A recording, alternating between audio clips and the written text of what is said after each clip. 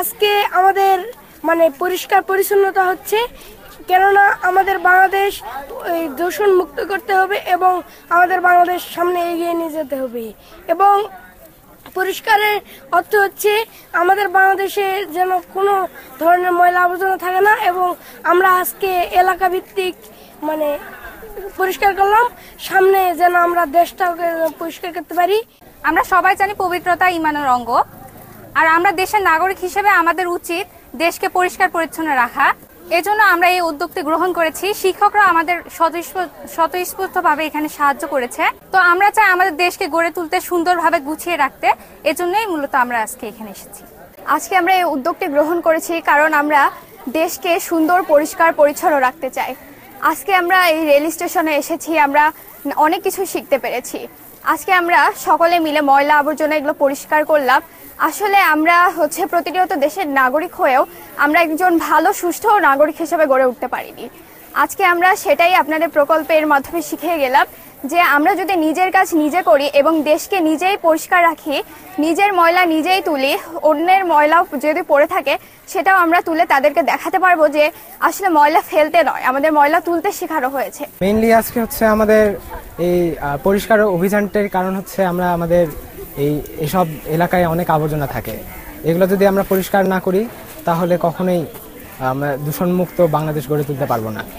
আর ভবিষ্যতে আমরা বর্তমানে এলাকার ময়লা পরিষ্কার করছি, ভবিষ্যতে আমরা দেশের ময়লা পরিষ্কার করতে চাই, দুর্নীতি এইসব কিছুই রাখতে চাই না।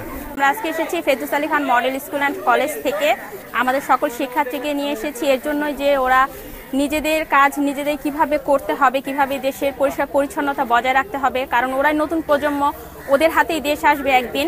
ওরা যেন দেশটাকে সুন্দরভাবে গড়তে পারে, আর সেটা প্রথম মাধ্যম হচ্ছে পরিবেশ পরিষ্কার রাখতে হবে, পরিবেশের দায়িত্ব ওদেরকে নিতে হবে। আজকে ওরা এই কাজের মাধ্যমে এটাই শিখছে।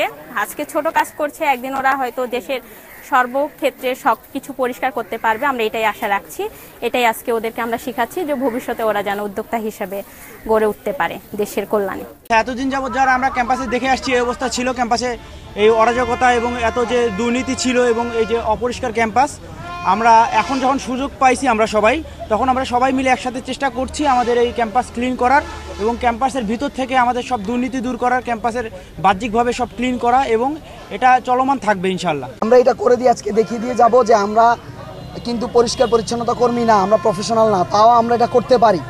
আর ওনারা যদি ওনাদের প্রাতিষ্ঠানিকভাবে এটাকে একটা সিস্টেমের মধ্যে নিয়ে আসতে পারে, তাহলে আমার মনে হয় না আমাদের 2 মাস 4 মাস বা প্রত্যেক বছর একবার করে পরিচ্ছন্নতা অভিযান চালানোর কোনো প্রয়োজন আছে।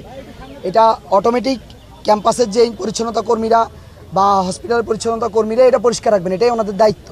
এবং আমরা শুধু এই ময়লা না, যেই ময়লা দুর্গন্ধ ছড়ায় সেইটা না, মানুষের মনের ময়লাও আমরা দূর করার চেষ্টা করতেছি।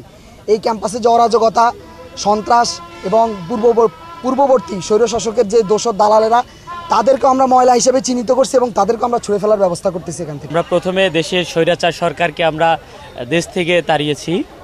এখন আমরা দেশটাকে সুষ্ঠুভাবে পরিচালনা করার জন্য, দেশটাকে দুর্নীতিমুক্ত করার জন্য আমাদের ছাত্র ভাইয়েরা এবং বাংলাদেশের সকল স্তরের মানুষ তারা কাজ করতেছে।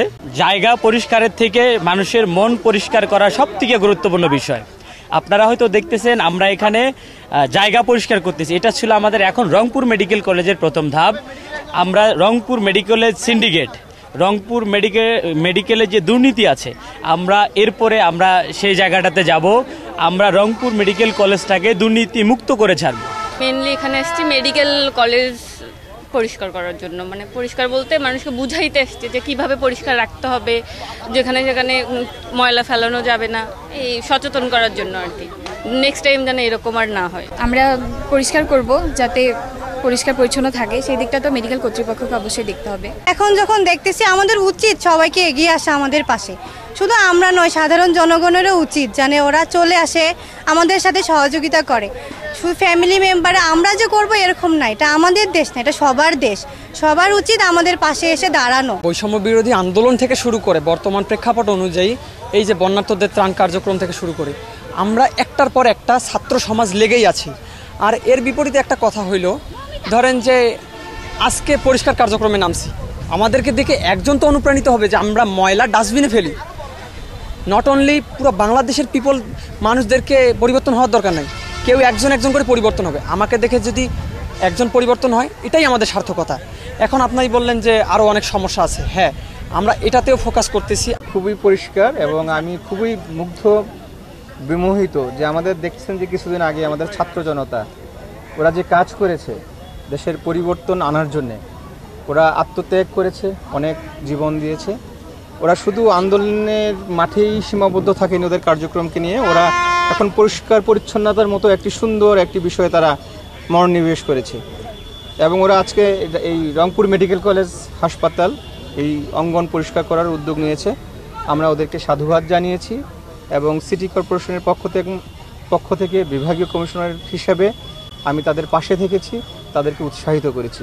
আশা করি যে অন্যান্য প্রতিষ্ঠানগুলো একইভাবে তাদের পবিত্র ক্যাম্পাসকে পরিষ্কার করার উদ্যোগ গ্রহণ করবে। আমরা তাদের পাশে থাকব। আমরা সত্যি অভিভূত। আমরা রংপুর মেডিকেল কলেজ, আমাদের ছাত্ররা শুধু পড়াশোনা যে করে তা না, পড়াশোনার পাশাপাশি তারা যে এরকম একটা ব্যতিক্রমী উদ্যোগকে নিয়েছে, আপনারা দেখেছেন তারা স্বতঃস্ফূর্তভাবে আজকে সকাল থেকে এখানে এসেছে, সদ্যোগে নিয়ে আসেছে এবং তারা এই ক্যাম্পাসকে পরিচ্ছন্ন করতে চায়। শুধু এই ক্যাম্পাস না, আমি মনে করি যে তাদের মাধ্যমে পুরো বাংলাদেশটা পরিচ্ছন্ন হয়ে যাবে। আমরা সেই আশাবাদ ব্যক্ত করি।